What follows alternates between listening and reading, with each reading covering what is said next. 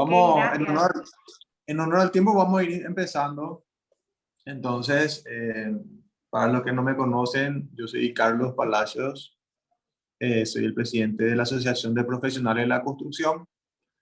Estamos en nuestro mes de aniversario número 13, para lo cual organizamos una serie de charlas.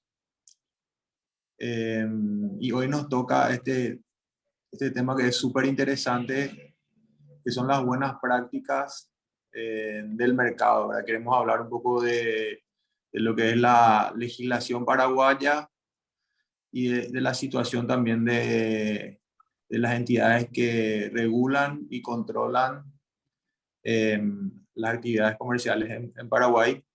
¿Qué herramientas tienen los ciudadanos para poder protegerse contra abusos? También ver cuáles son las limitaciones que uno tiene como ejerciendo el comercio, estando dentro de un gremio, eh, para no extralimitarse en sus derechos, ¿verdad? Entonces, este tema fue el tema número 2, porque nosotros hicimos una encuesta pública entre los socios, y este fue uno de los temas que más votos tuvo, porque el año pasado, bueno, tuvimos un caso importante con los proveedores del hormigón y también con los proveedores de varilla. Entonces, nosotros estamos, de cierta forma, o sea, los profesionales, de cierta forma, estaban molestos y sin tener mucha información. Entonces, hoy tenemos la oportunidad de poder zanjar todas las dudas que tengamos. Tenemos a dos distinguidos profesionales del derecho con nosotros, especialistas en esta área. Nos acompaña la abogada Patricia Stanley. Ella es notaria y escribana pública, aparte de ser abogada de la Nacional, de la Universidad Nacional. Tiene un posgrado en técnica legislativa por la Universidad Católica, es máster en medios alternativos de solución de conflictos por la Universidad Autónoma de Asunción. Está especializada en propiedad intelectual, marcas, patentes, política de competencia, derecho a la integración, derecho comercial. Es ex becaria de la Unión Europea y de la Organización Mundial de la Propiedad Intelectual. Fue consultora de las Naciones Unidas y del BID. También asesoró al Ministerio de Industria y Comercio desde el año 1994 hasta el 2002. Fue asesora de la Honorable Cámara de Diputados en el año 1997.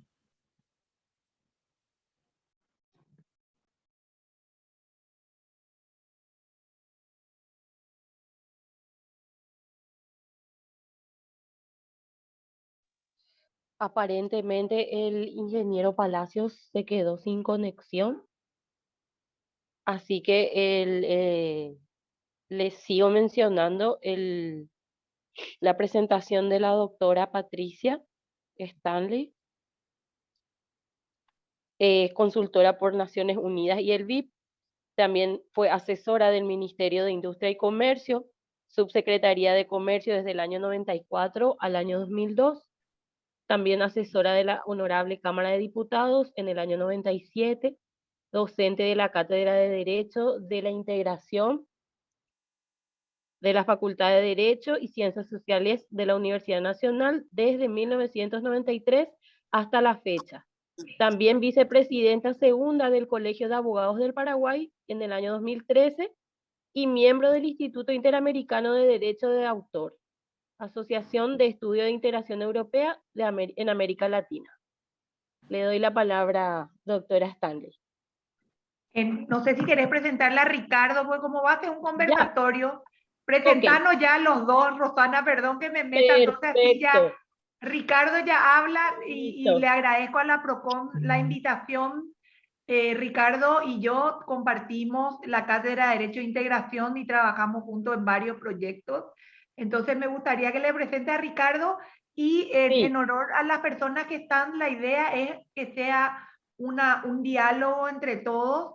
Por favor, no duden en conectar su micrófono y consultarnos lo que crean en el momento que crean. No me gustaría que sea un monólogo, por eso es un diálogo, y le agradezco a la PROCON que me haya invitado. Y no sé, Rosana, si querés presentarle a Ricardo, al doctor Ricardo, por favor. sí, doctora. Le cedo la palabra otra vez al ingeniero Palacios, que ya está en línea. Sí, perdón, me entró una llamada y me desconecté. Entonces avanzo con la presentación del profesor Ricardo Gavilán Chamorro, que hoy está como representante de la CONACOM. Le agradezco muchísimo la participación y el apoyo que nos están dando desde el año pasado. Él es doctor en Derecho Público, con énfasis en gobernabilidad por la Universidad de Columbia del Paraguay, magíster en Derecho Civil y Comercial por la Universidad Nacional de Asunción, egresado de la Escuela Judicial, especialista en Derecho e Instituciones de la Unión Europea por la Universidad Complutense de Madrid, especialista en didacta universitaria, especialista en Derecho Civil y Comercial, abogado, notario, escribano público por la Facultad de Derecho y Ciencias Sociales de la Universidad Nacional de Asunción, profesor escalafonado de las asignaturas de Derecho Comercial, Derecho de la Integración de la Facultad de Derecho y Ciencias Sociales de la Universidad Nacional de Asunción, profesor de la Escuela Judicial del Paraguay, exdirector de Sociedades de Gestión Colectiva de la Dirección Nacional de Propiedad Intelectual, consultor jurídico del Programa de Naciones Unidas para el Desarrollo del PNUD 2018 hasta la fecha. Le damos la bienvenida a los dos y bueno, le abrimos el micrófono para empezar este conversatorio, explicarnos un poco el contexto sobre la legislación y bueno, y a todos los participantes de la charla, así como dijo la doctora Patricia, no duden en abrir el micrófono, si hace falta interrumpir, hacer consultas. La idea es acá enriquecernos entre todos. Gracias, Patricia. Adelante. Bueno, comienza, no sé si ya está la presentación, si se ve. Sí, sí se puede. Perfecto. Les comento, la defensa de la competencia tiene rango constitucional. Nuestra Constitución Nacional, en su artículo 107, habla expresamente de la ley de defensa de la competencia. Si nosotros nos vamos históricamente, la ley de defensa de la competencia, la ley antitrust de los Estados Unidos, comienza en 1800, 1910, con la división del monopolio de la Standard Oil. Se descompone en miles de compañías, lo que es la compañía de Rockefeller, y la Constitución Nacional recoge en las sucesivas constituciones y en la del 92 con más razón un artículo específico que habla de la protección de la defensa de la competencia. ¿Y qué es lo que dice? Competencia o concurrencia son términos sinónimos, porque ustedes van a ver que la Constitución habla de libertad de concurrencia. Lo primero que garantiza la Constitución Nacional es el derecho a dedicarse a la actividad económica lícita de su preferencia dentro de un régimen de igualdad de oportunidades. En teoría, todos tenemos que correr iguales ante un mismo escenario. Luego se dice, se garantiza la competencia en el mercado. No serán permitidas la creación de monopolios, la alza o baja artificiales de precios que turben la libre competencia, la usura y el comercio no autorizado de artículos nocivos serán sancionados por la ley penal.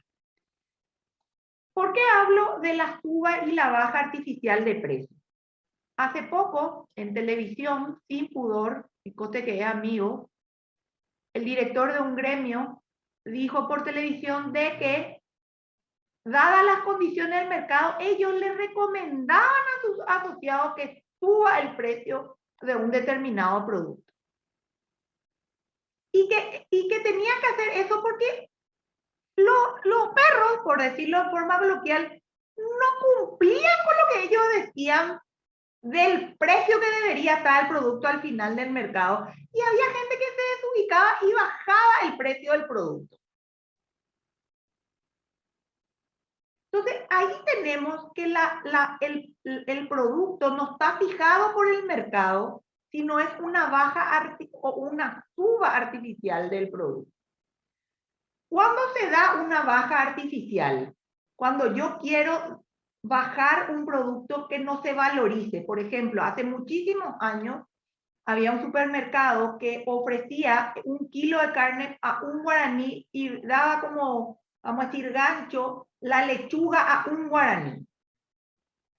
Todos los productores de lechuga, que en ese momento estaba a 4.000 guaraníes la lechuga, vinieron a vernos en el Ministerio de Industria y Comercio porque estaban desesperados porque su producto, al final, si un supermercado ponía a 1 guaraní, no querían que eso se fije como precio y se pierda ese valor al cual ellos ofertaban su producto.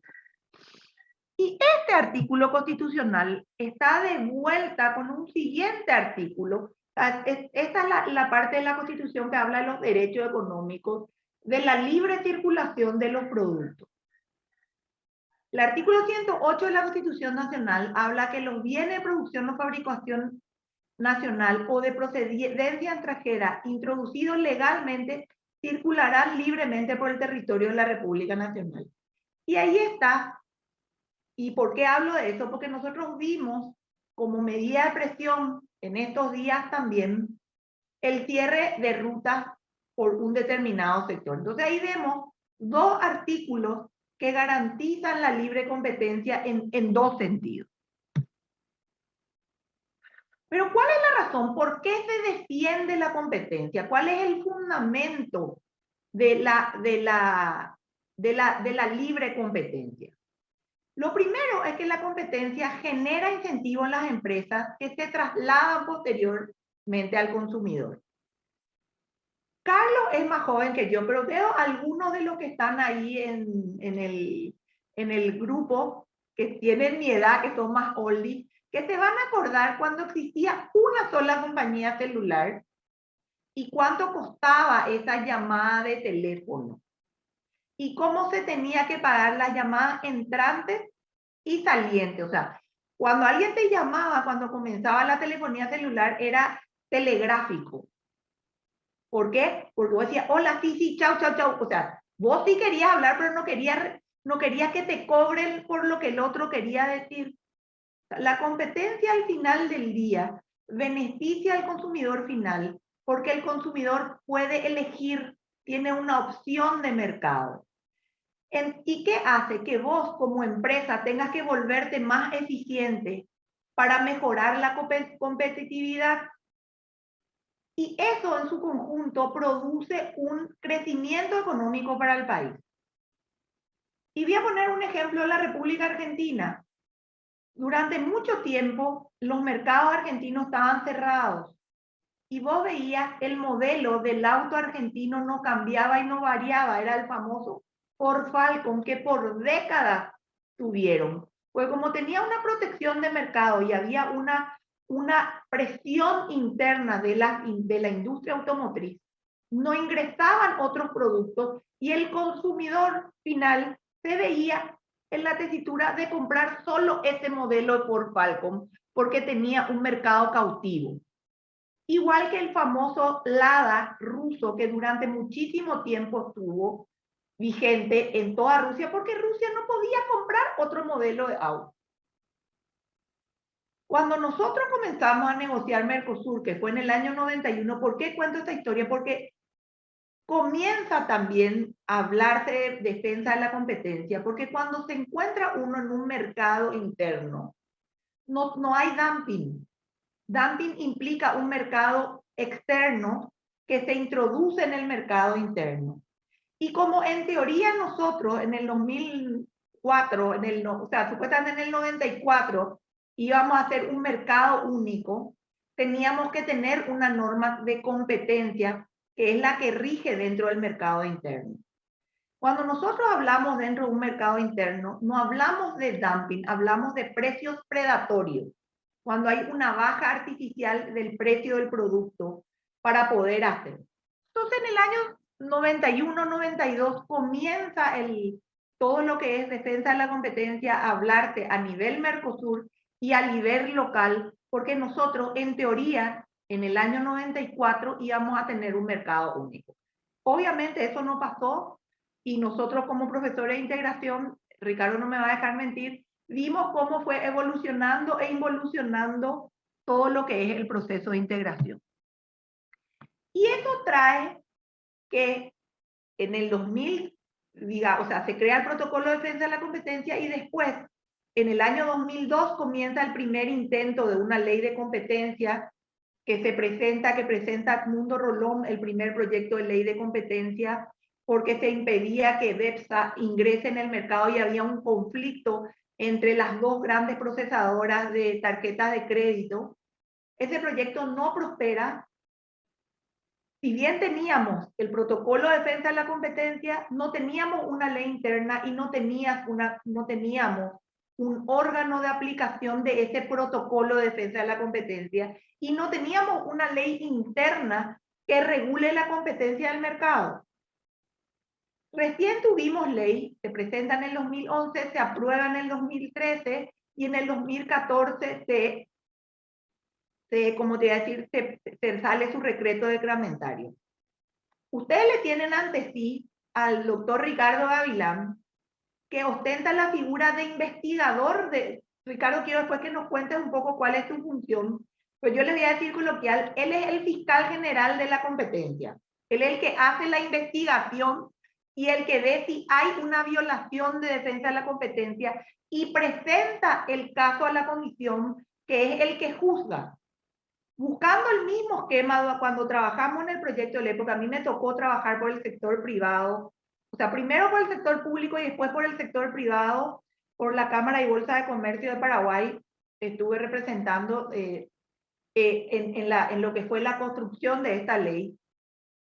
Vimos cómo iba a ser este equilibrio de poderes, cómo se iba a investigar, quién iba a decidir. Y entonces buscamos un poco la figura que hay en el sistema penal de un tribunal de jurado, que sería la Comisión Nacional de Competencia, y un fiscal investigador acusador que establece si se violó o no se violó la norma de la competencia.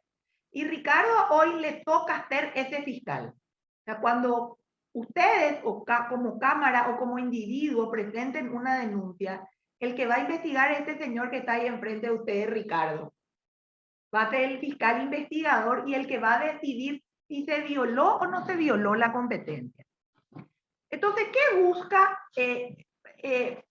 esta Comisión Nacional de Competencia? Busca primero determinar si hubo o no hubo una violación de la norma de competencia. Después, establecer una sanción. Y las sanciones, ojo, no están hechas en jornales. Están hechas en salarios mínimos. O sea, cuando yo te doy una sanción, por ejemplo, de 100 salarios mínimos, estamos hablando de que te estoy sancionando con 200 millones de guaraníes como mínimo dentro de una norma de violación de las normas de competencia, porque lo que se buscaba con la sanción es que sea disuasorio. ¿Por qué? Porque si yo voy a tener una política anticompetitiva y esto me va a dar ganar plata, yo pago la multa y sigo violando la norma. También se busca un control de fusiones, porque una de las cosas que es importante dentro de lo que es la política de competencia es el mercado. ¿Cuál es el mercado relevante? ¿Qué mercado es el afectado? Carlos había comentado dos casos, uno de varilla y otro de cemento. ¿Cuál es el mercado relevante? ¿Qué implica eso en la industria de la construcción? O sea, ¿qué significa las varillas o qué significa el cemento dentro de la industria de la construcción? ¿Cuál va a ser el mercado relevante? El mercado relevante va a ser en la industria de la construcción. Porque yo puedo decir, como industria confeccionista, a mí qué me importa que suba la varilla. A mí me importa si sube el hilo. A mí me importa si sube la tela. A mí me importa si la materia prima de la máquina de coser está en problemas. Entonces, es un tema súper importante, es definir qué es la competencia. Y de vuelta, vos tenés, en un mercado tenés el consumidor, tenés el proveedor y tenés el intermediario. Que todos esos, vamos a decir, actúan entre sí. Las normas de defensa del consumidor, las normas de competencia desleal y las normas de competencia son las normas del mercado que buscan que el consumidor final y el empresario ganen lícitamente. No sé, Ricardo, si querés agregar algo ahí. Sí, bueno, en primer lugar, muy buenas noches a todos. Realmente un placer y un honor inmerecido compartir con ustedes esta jornada.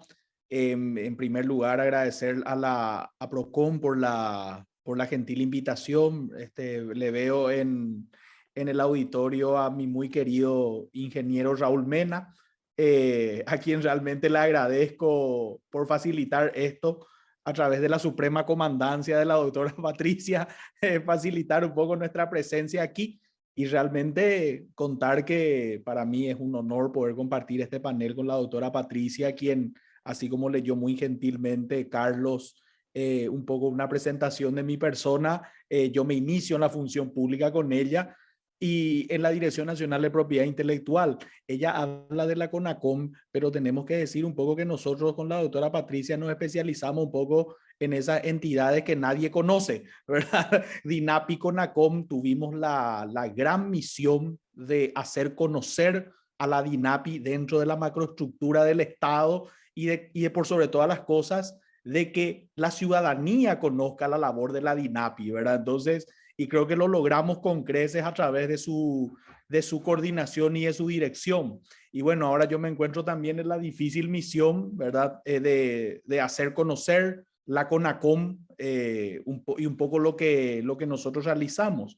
La doctora Patricia tiene muchísima razón cuando dice que realmente el beneficiario de todo este sistema de defensa y promoción de la competencia es el consumidor final, ¿verdad? Ese consumidor que finalmente acude demandando un bien o un servicio, porque lo que pretendemos es que que se genere todo un círculo virtuoso que permita justamente al consumidor adquirir bienes de la mejor calidad o bienes o servicios de la mejor calidad y a un precio competitivo, ¿verdad? O sea, esto de alguna manera va a forzar a todos los actores que concurren en el mercado a producir bienes de la mejor calidad, ofertar servicios de la mejor calidad y a un precio que tiene que ser competitivo dentro de un poco de lo que podemos llamar la especulación comercial, ¿verdad? Porque si no ofrecen precios competitivos que finalmente sean atractivos para el consumidor,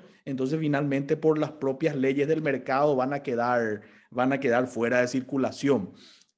Entonces, un poco dentro de todo este sistema, tengo que contarles que la CONACOM surge justamente como un movimiento en el que la doctora Patricia tuvo a la doctora Patricia como uno de sus principales protagonistas en este diseño del esquema de la competencia que, como bien dice, hoy nomás estaba escuchando, doctora, y a todos los presentes, decir a un profesor español que estas leyes de competencia son una suerte de leyes de otro planeta, ¿verdad? Porque un poco viene del sistema, ¿verdad?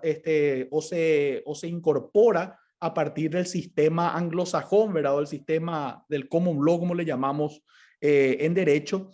Y bueno, y de esa manera un poco ajustarlo a nuestro sistema, ¿verdad? Que realmente fue una tarea que requirió en su momento el concurso de sus más grandes profesionales en el campo como lo son o como lo es la doctora Patricia.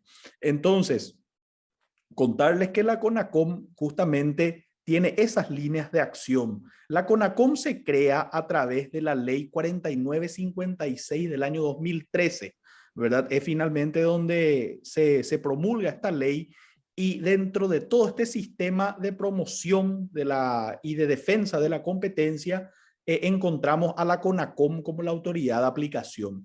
La como bien ya lo comentó la doctora Stanley, la Comisión Nacional de la Competencia un poco es una entidad pública, una entidad de derecho público, le llamamos nosotros, que tiene, goza de autonomía y de autarquía como autoridad de aplicación.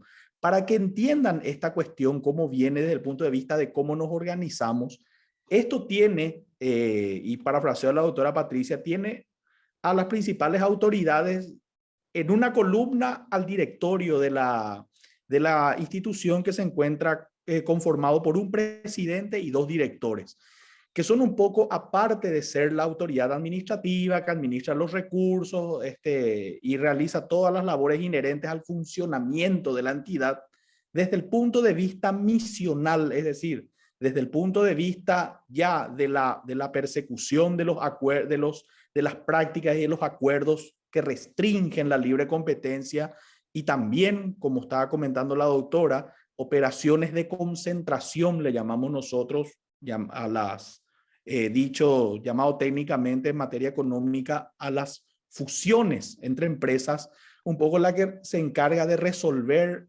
en instancia administrativa estas cuestiones. ¿Y qué realizo yo, verdad? A través de la dirección de investigación. Yo soy la suerte, como bien lo manifestó otra vez la doctora, una suerte de fiscal administrativo. Yo tengo que investigar sea a través de una denuncia o sea también de oficio, las conductas que podemos considerar lesivas a la competencia, las prácticas y los acuerdos concertados, porque ella hablaba justamente ahí del rol de los gremios, y eso es un poco también una cuestión que queremos puntualizar en esta oportunidad. Justamente vamos a hablar más abajo de justamente las conductas. Lo que yo quería que vos te presentes y que sepas, ahora vamos a ir viendo las conductas. Correcto, Ojo, correcto, doctora. Que es muy importante, que no es menor. La dirección de competencia, los miembros de la comisión de competencia tienen rango de ministro de la Corte. O sea, se buscó que tengan una jerarquía tal para que no les tiemble la mano al momento de poder dar la sanción. Y son inamovibles en sus cargos por un determinado periodo de tiempo hasta que se le renueve. Por 6 años. Sí, porque si no, yo voy a tener miedo de sancionarle a la gran empresa. Acá tenemos que entender que quien viola o quien impone, vamos a decir, las normas, impone acuerdos colusorios, carteles, son las grandes compañías. Tengo una consulta. Sí. Perdón, la interrupción. ¿Quién es el que designa al directorio de la CONACOM? ¿Es el Poder Ejecutivo o pasa por el Congreso? El presidente de la República. Es un concurso público en el cual, vamos a decir, interviene el sector privado, hay un representante del sector privado dentro del comité de selección, pero es el presidente de la República el que al final del día saca un decreto, pero tiene todo un proceso concursal. Si me permitís complementar un poco, doctora, lo que estás explicando, esto de acuerdo a la propia, o sea, el diseño de la ley se da de esa forma, Carlos. Se concursa los cargos de director, de miembro del directorio, que son, como les comentaba, 3. Son 3 miembros. Y estos miembros fueron designados en un primer periodo por 3 periodos de mandato, por 2, por 4 y por 6 años. Vamos a suponer que el primer directorio estaba conformado por Carlos, por Patricia y por Ricardo. Y en ese concurso, por única vez, se declaró que el mandato de Ricardo va a durar 2 años, el de Patricia 4 y el de Carlos 6, ¿verdad? Entonces, ¿qué es lo que se pretende?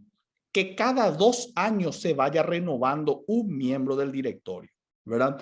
Y se rota la presidencia, pero para entender un poco mejor, ¿verdad? Porque para no confundirles, duran 6 años los miembros del directorio en el ejercicio de su función. Se abre un concurso público de oposición en el que pueden presentarse las personas quienes cumplan los requisitos, porque el directorio está compuesto por un abogado, por un economista y por un licenciado en administración de empresas o contador. Entonces, cuando se renueva cada uno de estos miembros en las diferentes profesiones, se puede presentar cualquiera que reúna los requisitos. Se arma para ese efecto por decreto del Ejecutivo una junta de calificaciones. Esa junta de calificaciones está compuesto por miembros del sector público y del sector privado. Ahí está, por ejemplo, representada la UIP, la FEPRINCO, representantes de gremios. Y finalmente ellos deben analizar, ¿verdad? En el concurso, el currículum de los postulantes, se tiene que presentar un ensayo, ¿verdad? Que tiene puntaje, donde se habla justamente de las propuestas que uno realiza en el caso de llegar al cargo, ¿verdad? Y una entrevista. Todo ese proceso culmina con la elaboración de una terna, ¿verdad? Con los 3 mejores puntajes, y eso se eleva al ministro de Industria y Comercio y este lo pone a consideración del presidente de la República, que puede elegir a cualquiera de los 3 de la terna. Eso se da para los 3 miembros del directorio y también para el director de investigación. Yo integré la terna, ¿verdad? Y el 11 de mayo de este año fui designado de esa terna por decreto del presidente de la República. El director de investigación, cargo que yo hoy ostento, tiene un mandato de 5 años y él y los miembros del directorio un mandato de 6. Entonces, lo que se busca justamente, como está explicando la doctora Stanley, es que los miembros del directorio posean un rango equivalente al de ministros de la Corte Suprema de Justicia y el director de investigación un rango equivalente al del fiscal general del Estado. Entonces, de manera tal a que por 5 años y en los miembros del directorio por 6, nosotros no tengamos ningún tipo de injerencia dentro de nuestro mandato. Obviamente podemos presentarnos para la reelección, ¿verdad? Si es que sucede esto, pero ahora, por ejemplo, yo fui designado por el presidente Mario Abdo Benítez, pero a mí me va a tocar los 4 años restantes que me quedan, me va a tocar desempeñar mis funciones con el próximo presidente de la República. Entonces, lo que se busca un poco es esa independencia, como lo cuenta la doctora, en la labor investigativa. Yo soy el que investigo, así como un fiscal. Y si encuentro efectivamente, si llego dentro de mi investigación a comprobar, ¿verdad? A mi criterio, que efectivamente las prácticas que se cometieron son lesivas a la competencia, o si la fusión de empresas que se va a realizar va a crear monopolios o va a crear abuso de posición dominante o una posición dominante en el mercado que pueda perjudicar a la competencia, entonces yo elevo esa consideración del directorio. Y el directorio finalmente, como lo explicó la doctora, en esa función de una suerte de jueces o de tribunal, va a tener que finalmente hacer lugar a mi requerimiento y sancionar a los infractores o absolverlos. Y en el caso de las operaciones de fusión, finalmente decidir si aprobamos o si rechazamos esa operación. Un poco así funciona. Y justamente se buscó que no sean todos abogados o no sean todos economistas, porque el tema de competencia tiene aristas económicas muy importantes. Cuando yo tengo que hacer una definición de lo que es un mercado relevante, tiene una implicancia económica. Cuando yo hago una fijación arbitraria de precios, tiene una implicancia económica. Vamos a poner de que, ¿cómo pasó? Que digo yo, hay que subir el precio del combustible a 5.000 guaraníes más el litro. Y son 4 emblemas. Nuestro mercado es demasiado chico. O sea, la posibilidad de hacer un acuerdo colusorio es rapidísima. En época que había los diarios, yo siempre decía que los diarios subían todo de precio al mismo tiempo. O sea, si uno de los diarios sacaba, por decir cualquier monto, 10.000 guaraníes, al día siguiente todos los otros diarios cobraban lo mismo. Porque vos ya sabés cuál es tu segmento de mercado. O sea, vos ya sabés cuál va a ser tu mercado. Entonces vos subís porque no tenés manera. Tenemos un mercado cautivo. Y ahí justamente quiero pasar a los principios. Cuando estábamos viendo Justamente antes de entrar al micrófono estábamos hablando con Ricardo. Cuando se comenzó a estudiar lo que serían las normas de competencia, se tenía que decidir si seguir el modelo americano o el modelo europeo. El modelo americano tiene dos variables que son importantes. Una, tiene sanciones penales. O sea, vos te vas preso por violación de las normas de competencia. Las leyes antitrust pueden determinar que el director de una compañía esté preso. La ley europea no. La ley europea es, vos tenés una sanción económica fuerte. Los que son más viejitos se acordarán de las sanciones a Microsoft en lo que era el explorador, el equivalente hoy de Google, el Microsoft Explorer, que fue el primer explorador que se regalaba y que la Unión Europea le sancionó con algo así como $1.000 millones por abuso de posición dominante. Y ahí lo que se tenía que determinar cuando se hizo la estructura de la ley, si iban a ser las conductas per se violatorias de la defensa de la competencia o se iba a seguir la regla de la razón. ¿Qué significa per se? Acordar precios siempre está mal. Una fusión que tenga más del 30% del mercado per se está mal. Cuando introducí la norma o el principio de la regla de la razón, puede ser que esté bien o puede ser que esté mal. ¿Qué significa eso? Yo apruebo una fusión de más del 30% del mercado por una cuestión de eficiencia económica o una cuestión de que nadie se va a hacer cargo. Voy a poner un ejemplo. Se llama licitación poner internet en Boquerón, fondo del Chaco. No se presenta nadie y hay una sola compañía que se presenta fusionada para ofrecer este servicio. Si yo me guío por la norma de per se está mal, yo no debería dar esa licitación y debería haber 3 personas que oferten ese servicio en Boquerón. Pero en la práctica eso no existe porque no es rentable, porque no hay personas que van a consumir ese servicio en Boquerón. Es un ejemplo ficticio. Nos damos cuenta que en el tema de aguas hay un monopolio de SAP en la mayoría del servicio que está contemplado por ley, porque hay comunidades que no tendrían agua si no existe ese monopolio. Pero la ley es muy clara al decir que se prohíbe el abuso de la posición dominante, de las prácticas o conductas o recomendaciones individuales o concertadas que tengan el efecto o el objeto de restringir, limitar o distorsionar o impedir la competencia existente o futura en el mercado relevante. Y ahí otra vez la definición de mercado relevante. No cualquier, nosotros tenemos que ver en qué mercado, cuál va a ser el mercado afectado para el efecto.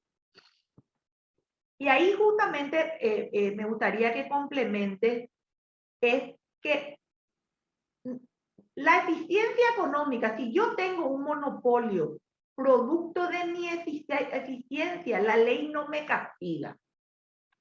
No es que el monopolio está mal.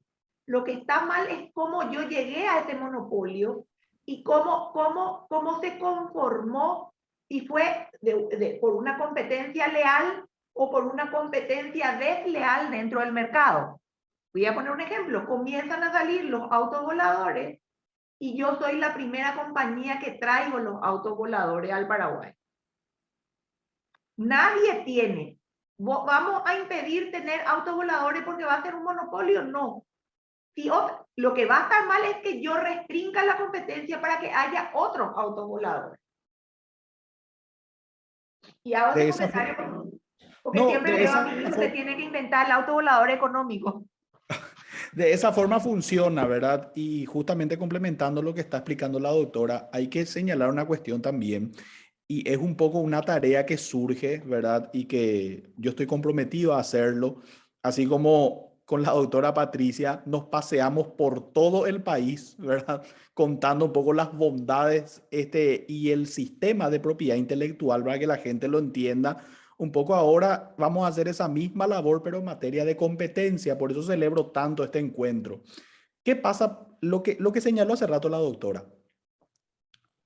Sale en sale por los medios de circulación masiva, ¿verdad? Medios de prensa escrita, salen representantes de gremios a decir, nosotros ya nos hemos puesto de acuerdo y vamos a subir el precio de nuestro producto en tantos guaraníes, ¿verdad?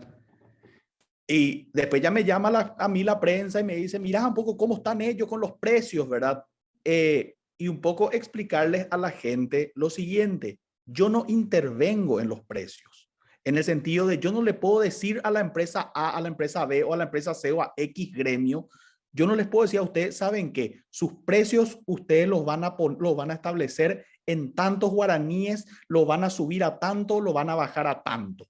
Yo no puedo hacer eso, porque si no, como dice siempre la doctora Stanley en todos los foros, yo me estaría convirtiendo en un estado gendarme, ¿verdad? Un estado totalitario donde yo le diría al sector privado, en tanto ustedes tienen que comercializar sus productos. Eso yo no lo puedo hacer. Y yo no le puedo pedir que bajen o que suban los precios. Ahora, ¿qué hago yo? Lo que sí yo puedo perseguir e investigar a la luz de la ley de competencia es ese acuerdo, ese movimiento que se hace como cártel, ¿verdad? Diciendo, vamos a subir los precios y se ponen de acuerdo y encima se evidencia ese movimiento cartelizado para subir los precios. Y como lo dice la doctora Stanley, en forma artificial encima, porque no existen parámetros naturales para decir, bueno, estos son los parámetros que nosotros tomamos para subir nuestros precios. La suba de precios en forma artificial. Entonces, esos acuerdos a la luz de la ley de competencia sí se encuentran prohibidos. Y es lo que yo puedo perseguir. Yo no incido en los precios, pero sí lo que buscamos, ¿verdad? Y ahí la doctora Stanley no me va a dejar mentir, es que también esa investigación y esa sanción que le podamos aplicar por esa conducta en particular sea un poco ejemplificadora y sea también disuasiva, ¿verdad? Para que en el futuro se dejen de incurrir en ese tipo de práctica, en ese tipo de movimientos como cártel, ¿verdad? Un poco eso también quería comentar aprovechando la cuestión que hablaste de los precios, doctora. Quisiera Es así preguntar mismo. algo, por favor. Sí, cómo no. ¿Qué tal, arquitecto Jorge Landó soy? ¿Qué tal, arquitecto? Bien, gracias.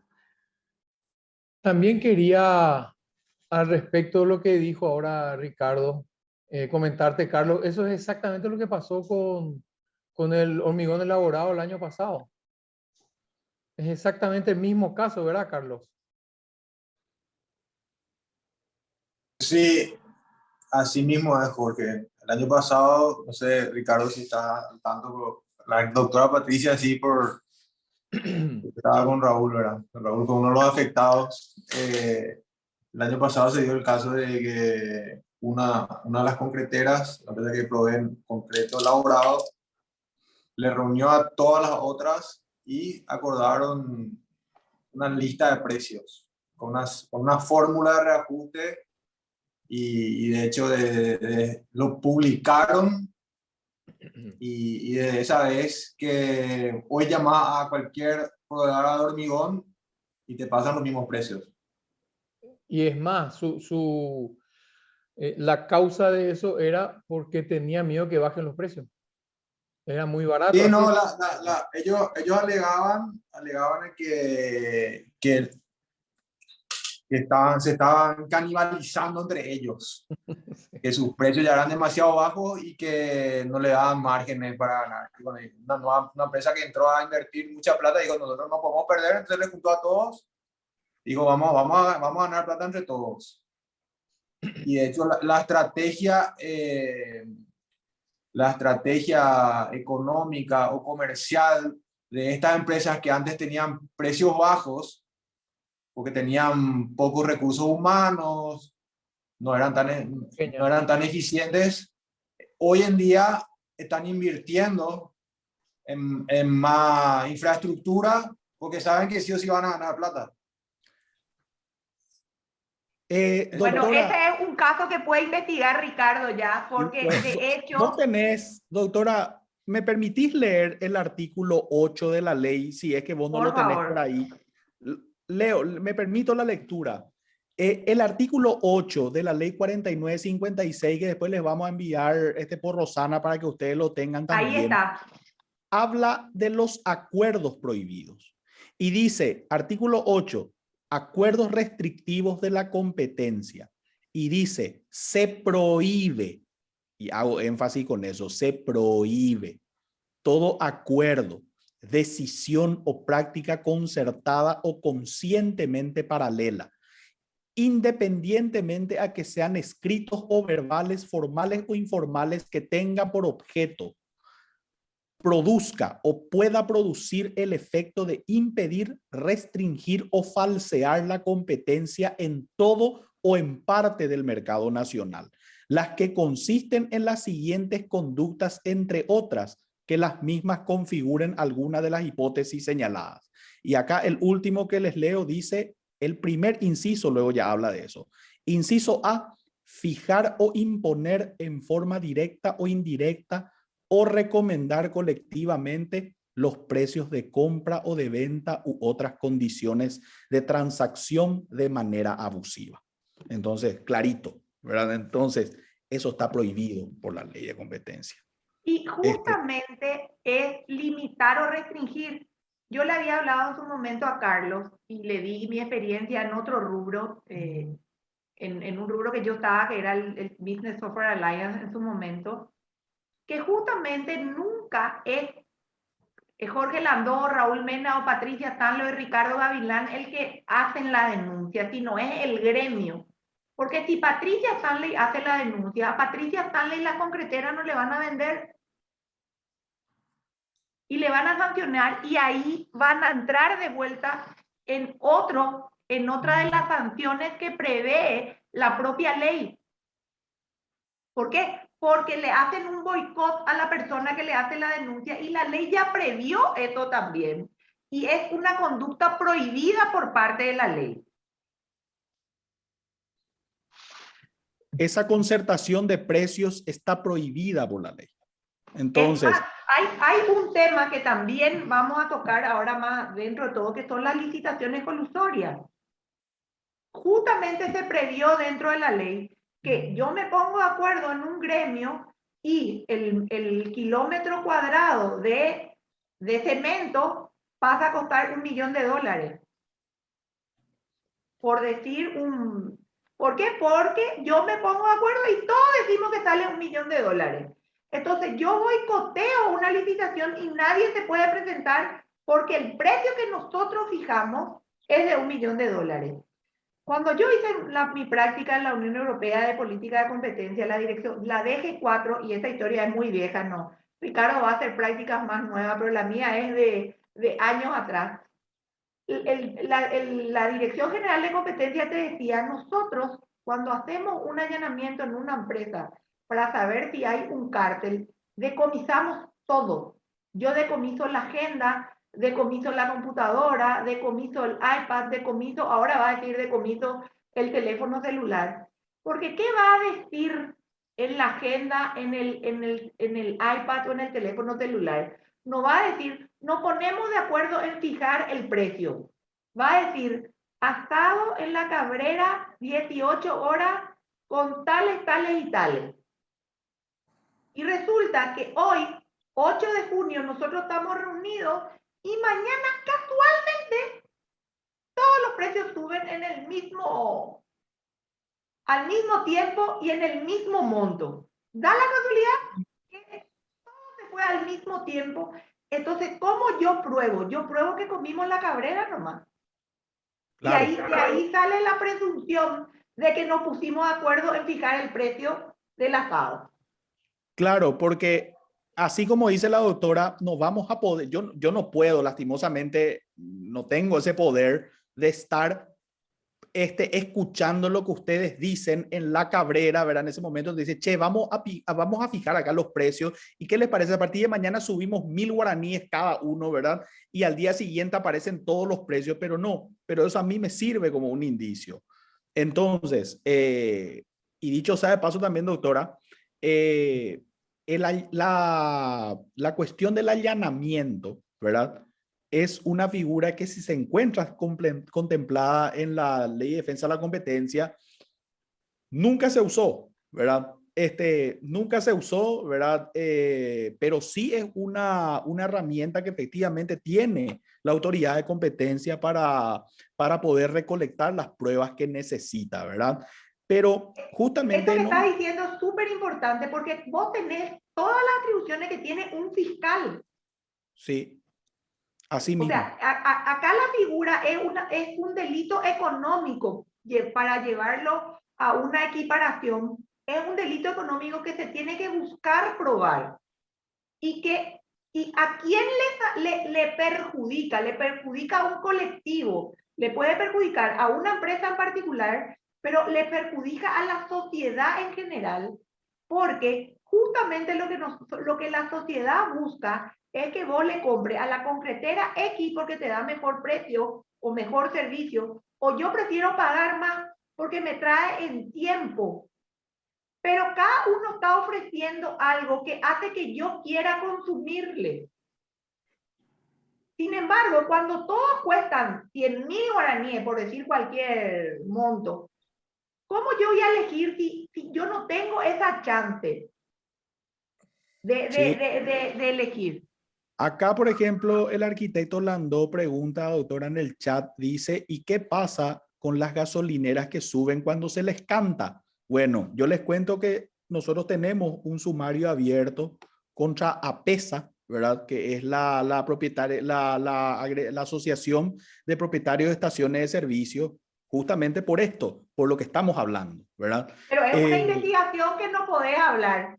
No, Porque no, si yo no te no van puedo, a decir preopinar, así que mejor nomás Jorge no le tire la lengua, porque si no le van pero a ejecutar a Ricardo. comentarle lo siguiente, ¿verdad? Dentro de lo que puedo contar, ¿verdad? Porque el directorio de la CONACOM me designó justamente como la voz autorizada para poder hablar sobre esto, ¿verdad? Porque ellos tienen que juzgar y ahí sí está complicado. Yo como una suerte de fiscal tengo un chiquitito más de libertad, ¿verdad? Pero eso efectivamente es lo que pasa, lo que está explicando la doctora Patricia, ¿verdad? Y se regalan los muchachos porque dicen en público, ¿verdad? O sea, esa concertación de la que ella habla en el restaurante La Cabrera, donde se juntan, después ellos salen, lo dicen en público, ¿verdad? Dicen, ya nos juntamos todos nosotros, estuvimos reunidos y concertamos la suba de precios porque, ¿verdad? Y ahí, como se dice vulgarmente, se regalan, ¿verdad? Porque yo No, ya no necesito mayor prueba que eso. Ellos lo dijeron públicamente. y no solo eso, sino que eso es, como te decir, ni siquiera tiene que ser un pacto escrito. No. Es un pacto verbal. Nosotros hoy nos ponemos de acuerdo a que a partir de mañana el precio del ladrillo va a salir 20.000 guaraníes el ladrillo. ¿Qué hay? Un Zoom. Lo que Ricardo tiene que probar que tuvimos en el Zoom. O sea, quiero decirte que no es porque lo que habla es la consecuencia posterior, el accionar posterior. Y justamente constituye un abuso de la posición dominante. ¿Por qué? Porque ustedes no pueden salir a decir, vamos a poner que estoy en el mercado europeo y las empresas concreteras de Francia se ponen de acuerdo a fijar el precio. Pero yo puedo decir, no, traigo el concreto de Alemania, no, traigo el concreto de Austria, no, traigo el concreto de España. Nosotros tenemos un mercado cautivo y no hay posibilidad de sustitución. Vamos a poner de que yo me ponga de acuerdo, industria maderera, en Las Vigas y pongo un precio. No, yo sustituyo por, vamos a decir, por metal, sustituyo por hormigón, sustituyo, o sea, tengo un sustituto de ese rubro que es, vamos a decir, la viga. Pero en el hormigón es un rubro que no es sustituible, no puedo dejar de, voy a comenzar a hacer la casa de adobe. voy a poder hacer un edificio de adobe. Así mismo Entonces, es. entonces, acá hay que ver que estas son las prácticas que la CONACON investiga y está investigando a nivel de lo que se tiene que hacer. Entonces, mediante la política de competencia lo que se busca es evitar, prohibir acuerdos que sean conducta anticompetitiva. Imagínense de que eso se haga en telefonía, o sea, digamos, yo les cuento, hace muchos años cuando comencé el tema de competencia, yo les dije que si yo era directora de competencia jamás hubiese permitido que Tigo se quede con todos los canales de cable. Los que son más viejos se van a acordar de que antes existían 2 o 3 sistemas de cable. Hoy existe un solo cable que vos podés comprar a nivel local. Y eso se convirtió en un monopolio artificial. ¿Por qué? Porque no es que fue eficiencia, sino compró todo y como no había un organismo de competencia que controlaba las fusiones, hoy querés tener cable y tenés una sola compañía. Máxime en un momento donde no existían otras plataformas como hoy existen, que son Netflix o HBO Plus o Amazon Premium. Antes o vos tenías eso o no tenías nada. Y ese tipo de cosas son lo que se buscan, vamos a decir, defender. Y no sé cómo estamos de tiempo. Lo que se castiga es el abuso de esa posición dominante. Cuando yo en forma artificial busco crear un precio por lo que dijo Jorge, porque nos estábamos, o no sé si dijo Carlos, nos estábamos comiendo entre nosotros y era muy poco el margen de ganancia que yo iba a tener. Eso per se es una conducta prohibida y que puede llegar a tener una sanción llegado el momento y se puede hacer, no sé, eso justamente no me acuerdo, Ricardo, el tema de cuánto tiempo prescribe ese tipo de hechos. 2 años, doctora. Yo tengo una consulta. Entiendo que la ley en Paraguay es relativamente nueva, que la CONACOM también es relativamente nueva, se está empezando a conocer. En estos 5 años, no sé cuántos años son de que existe, aparte de haber abierto sumarios, existen multas que realmente hayan disuadido las prácticas, las malas prácticas. ¿Existen ya antecedentes dentro de la CONACOM que hayan disuadido este tipo de prácticas? Sí existen, ya se aplicaron multas actualmente. La CONACOM tiene 6 años de funcionamiento, ¿verdad? Y cuando llamamos 6 años de funcionamiento, estamos hablando, ¿verdad? Y la doctora Patricia no me va a dejar mentir, porque ella sí que tiene experiencia vivida en ese tema, ¿verdad? Porque ella armó una institución de cero, ¿verdad? Que es lo que nosotros estamos haciendo ahora, ¿verdad? Yo les cuento que, por ejemplo, para investigar, nosotros ahora tenemos, ¿verdad? Eso van a encontrar todo en la página web de CONACON, lo que les estoy contando, van a encontrar que nosotros tenemos un sumario abierto a bancar, ¿verdad?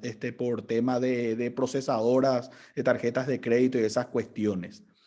Para esa investigación que se hizo, o sea, para una investigación similar que se hizo por la misma práctica en la Oficina de Competencia chilena, trabajaron 25 personas solamente en esa operación. Nosotros estamos entre 4, ¿verdad? Entre 4 para hacer y tenemos plazos, ¿verdad? Porque nosotros la ley nos impone plazos como dirección de investigación para concluir nuestras actuaciones y también el directorio para finalmente resolver, ¿verdad?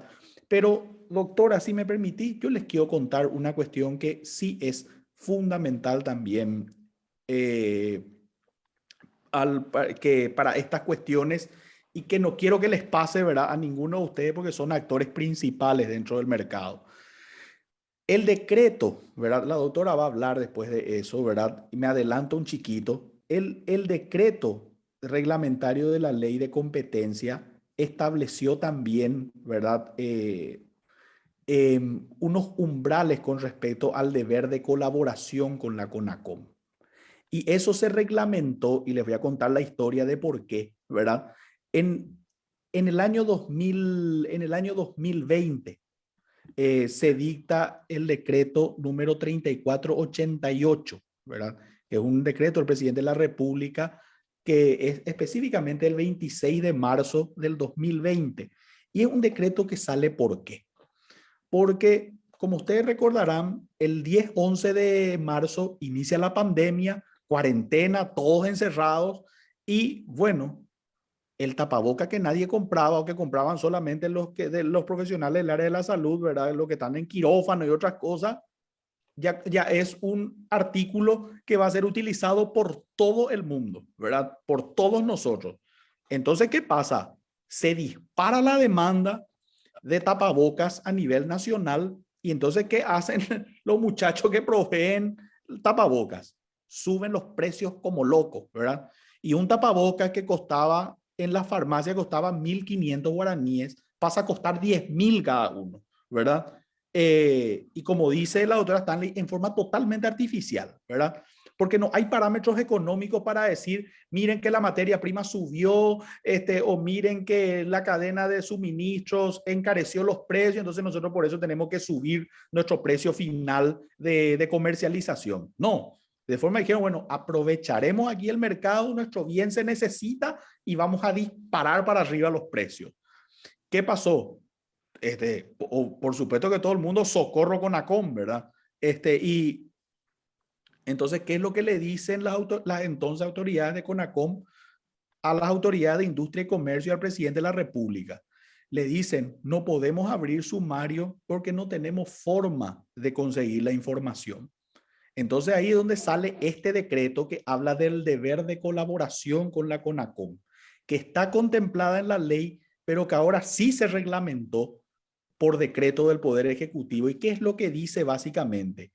Que toda persona física o jurídica, pública o privada, debe responder al requerimiento de la CONACOM. Si yo le pido información a cualquiera de las empresas de ustedes como director de investigación, se los digo con aprecio y con cariño, infórmenme nomás, ¿verdad? No me chicaneen, ¿verdad? ¿Por qué? Porque si ustedes no me contestan, yo les voy a tener que multar por no contestarme, ¿verdad? Porque la no colaboración con la CONACOM en cuanto a brindar la información que pide significa una infracción a la ley de competencia. Y eso rige tanto para público como para privado. Y ahora van a ver dentro de pronto que le voy a multar a un montón de gente. Pero ¿por qué les digo esto?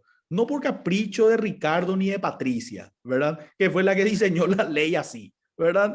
Sino que la información que ustedes me puedan dar, ¿verdad? Cuando yo investigue, por ejemplo, un tema que tenga que ver con el sector de la construcción, la información que ustedes me van a dar a mí es fundamental para que yo pueda estructurar el mercado de ustedes, ¿verdad? Y en esa estructuración, ¿verdad? Es donde yo finalmente voy a poder decir, bueno, ya que tengo estructurado el mercado de la construcción, ya entiendo perfectamente bien cómo es la cadena de suministro, aguas arriba o aguas abajo, ¿verdad? Las fuentes de provisionamiento y de suministro, ¿verdad? Cómo se fijan los precios. Entonces ahí yo voy a poder decir, aquí hay prácticas anticompetitivas o aquí no hay prácticas anticompetitivas. Entonces por eso es que la colaboración que ustedes nos puedan brindar es de vital importancia.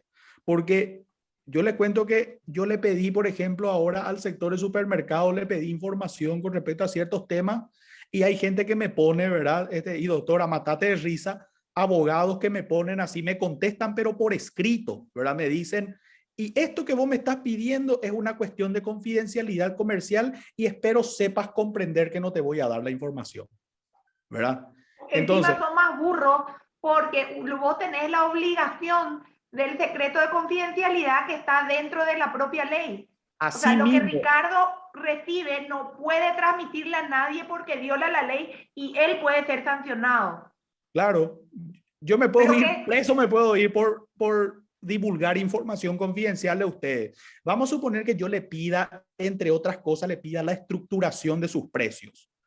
Y es una cuestión confidencial, ¿verdad? Pero aparte de que yo como funcionario tengo el deber de mantener la boca cerrada con respecto a cómo ustedes estructuran sus precios, ustedes también pueden pedir, bueno, Ricardo, nosotros te entregamos la información y te solicito que oficialmente esta información que yo te estoy brindando sea tratada como confidencial. Entonces yo ese pedido elevo al directorio y el directorio saca una resolución diciendo: declárese confidencial la información brindada por la empresa tal de Carlos Palacios y todo es tratado como confidencial. ¿Qué Y quiere a mí decir eso? Que ningún otro puede ir a ver ese documento. O sea, no es que yo no puedo decirle, Ricardo, mostrame un poco lo que mostró Carlos Palacio por escrito. Sí, así mismo. ¿Y saben cómo? Y vamos a suponer que a mí el Congreso me pida datos sobre la estructuración de precios de Carlos Palacios. Para que ustedes tengan una idea de lo que estamos hablando. ¿Saben cómo voy a tener que contestar? Así como contestó hace poco el BCP una información que le pidieron sobre ciertos y determinados actores del sector bancario. Toda la información está, ¿cómo se dice? Está, ahí no me viene la palabra, pero está tachada, ¿verdad? Yo presento toda la información en blanco y finalmente firmo, ¿verdad? Porque esa información por ley es confidencial. Entonces, eso es muy cierto lo que dice la doctora Patricia, es importantísimo, ¿verdad? Esta información que ustedes me brindan cuando yo les solicito justamente la colaboración con la CONACOM es, pero de absoluta confidencialidad. Y yo en serio me puedo comer un proceso en fiscalía, ¿verdad? Por violar ese deber de confidencialidad. O sea, eso también quiero contar y qué suerte que la doctora lo acá es mencionó. importante entender eso, porque independientemente, acá pues la ley está bien o está mal dependiendo de quién sea el actor. O sea, un diario de gran circulación se escandaliza cuando se le dice al asesor del presidente actual, ¿cómo vos sabés esta información y quién te dio y cómo vos publicás? Y él no podía tener acceso a esa información, y tener acceso a esa información es violar el secreto de confidencialidad de un determinado instrumento y es pasible de sanción. Entonces, lo que pasa es que acá la ley está bien o está mal dependiendo de quién sea, y eso tenemos que erradicar. Porque justamente si no se protege el derecho de la información confidencial, el día de mañana vas a tener problemas.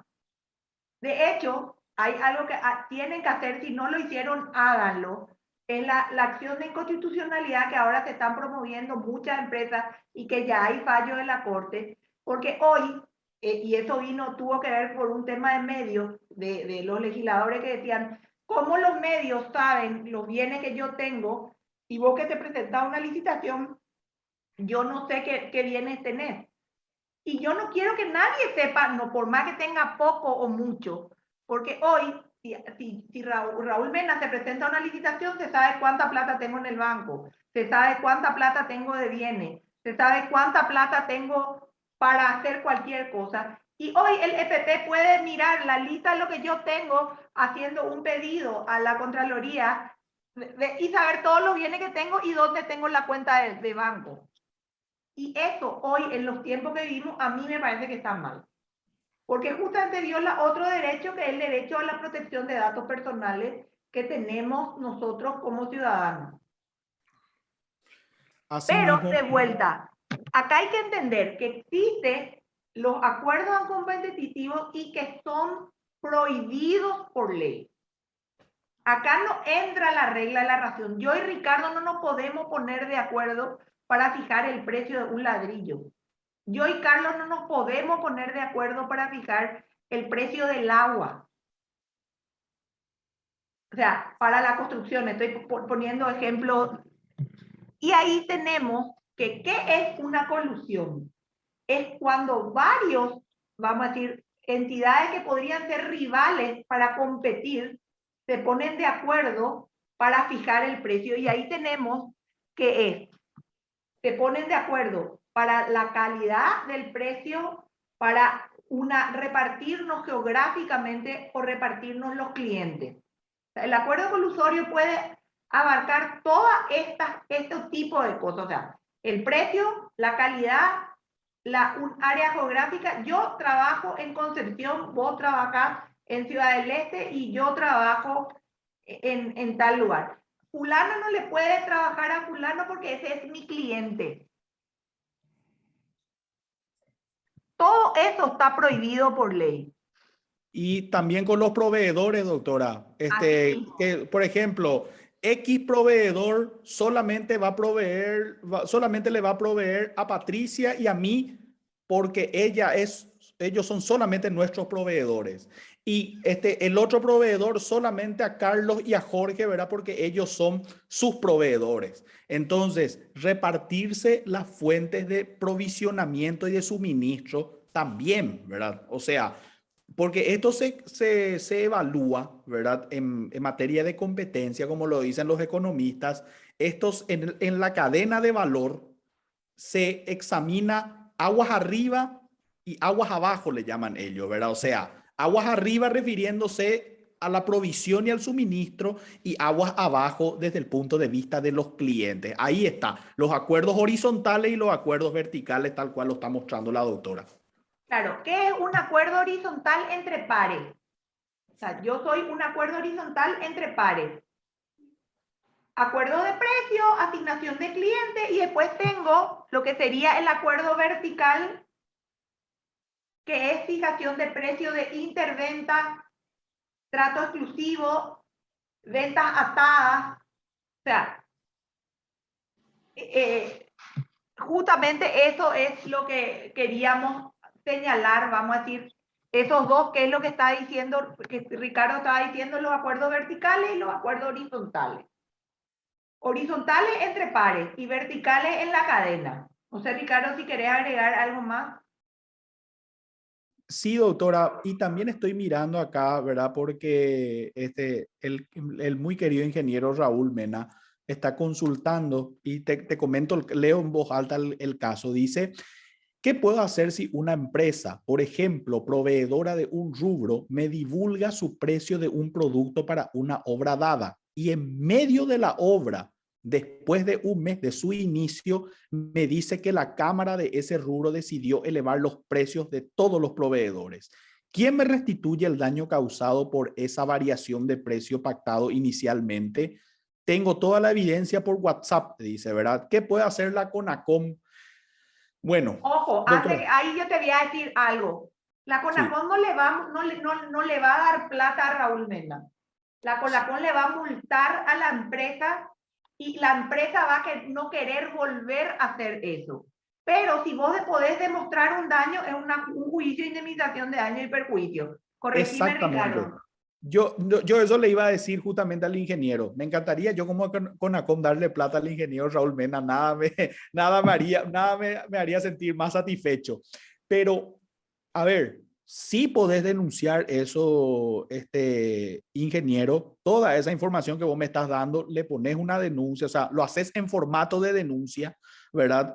Todos los documentos que están requeridos, yo te voy a pasar todos los documentos que pide la ley para que eso sea tratado como una denuncia y yo de la dirección de investigación hago la investigación correspondiente y bueno, como le dice, yo voy a acusar ante el directorio efectivamente si reúno todas las pruebas que me está diciendo las tenés y una vez que el directorio pueda multe, ¿verdad? Eso queda a criterio del directorio. Si el directorio finalmente, como dice la doctora, encuentra culpable a esta Cámara y multa a la misma por estos acuerdos prohibidos, entonces efectivamente esa resolución administrativa de la CONACOM a vos te sirve como elemento para solicitar, para promover una acción por daños y perjuicios. Pero sí, o sea, yo ya le voy a dar el primer golpe, ¿verdad? Que va a ser la aplicación de una multa que ¿cómo se dice? Que la doctora Patricia, así como está contando ella le encanta establecer multas en salario mínimo porque ya lo hizo de esa forma en derecho de autor y le metió otra vez en competencia de la misma forma. Así que entonces... Claro, lo que pasa es que la multa tiene que ser disuasiva. Si yo pongo una multa que no es disuasiva, va a ser parte del negocio nomás. O sea, si yo gano 70 millones de dólares en un cartel de tarjeta de crédito y la multa es 100 millones de guaraníes, el negocio vale la pena. La multa es, por eso, el 20% de la ganancia obtenida.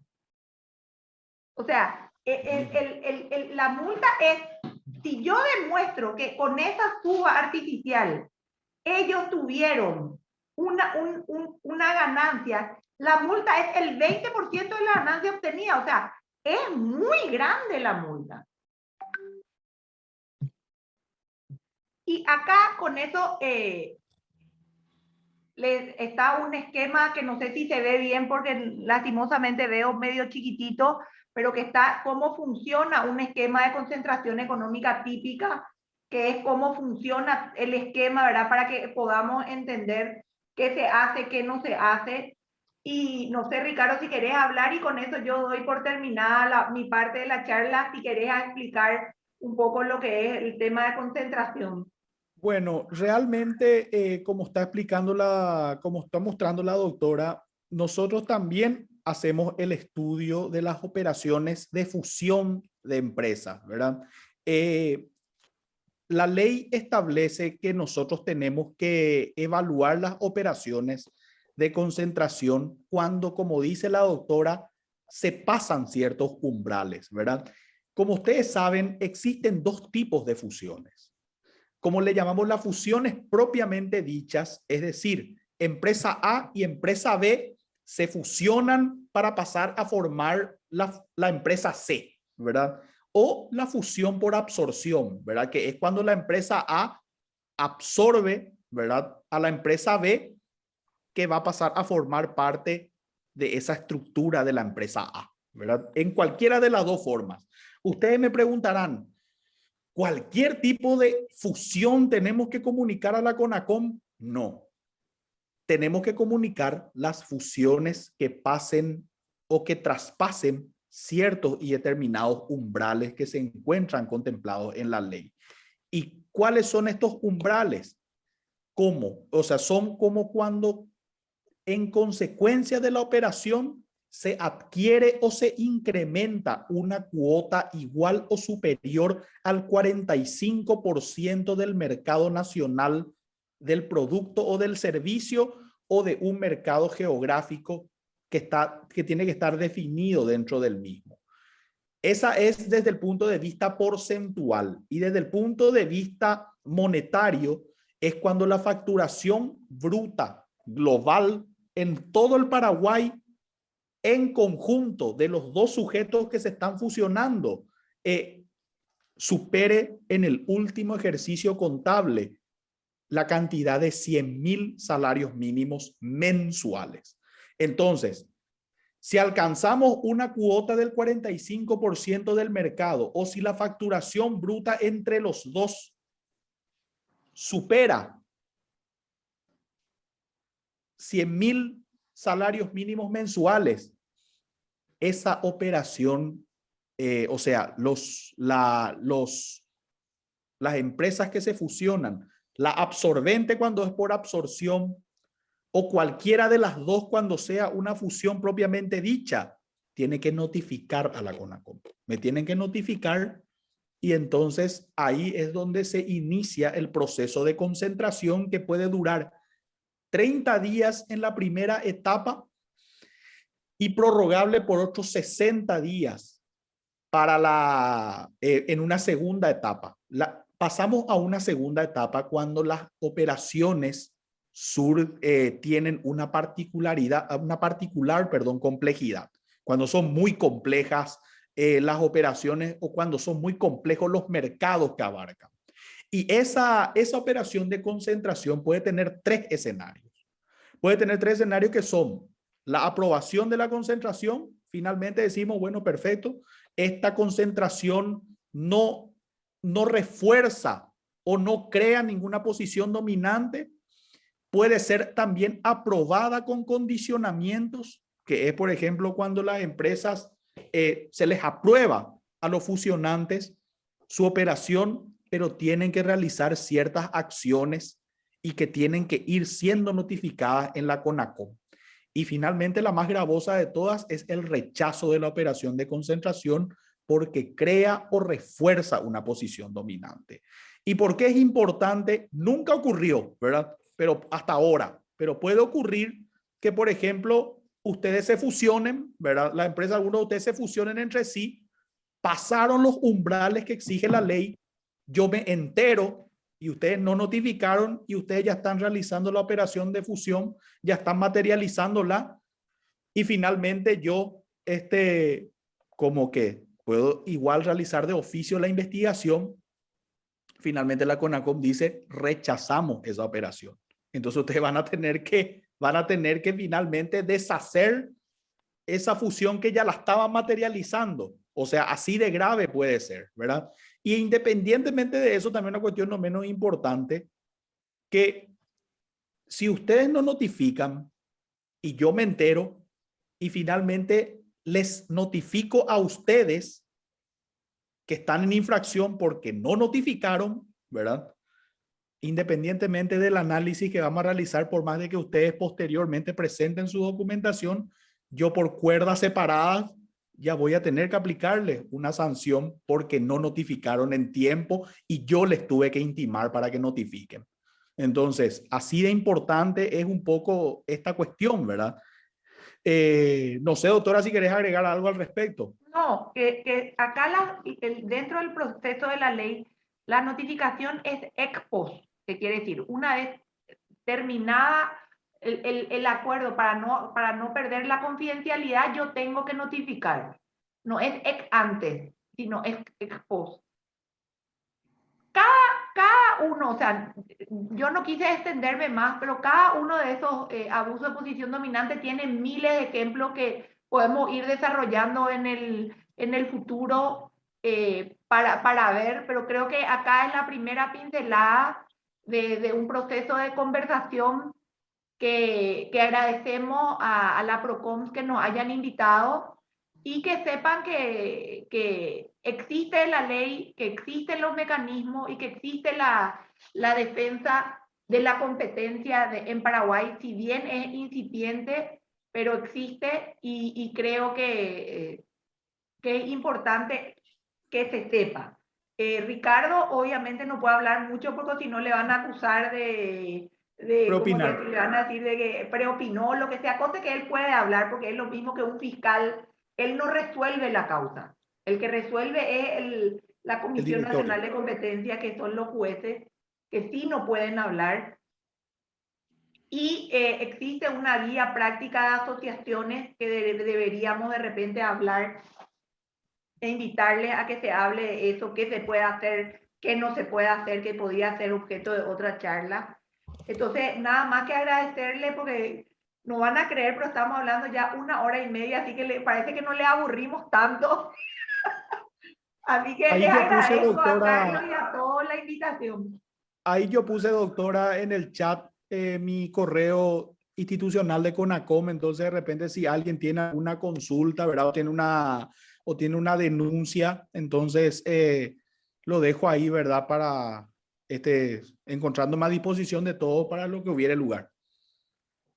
Excelente. Le agradecemos muchísimo a los distinguidos expositores. Realmente son una enciclopedia en este tema. Estamos con las personas indicadas.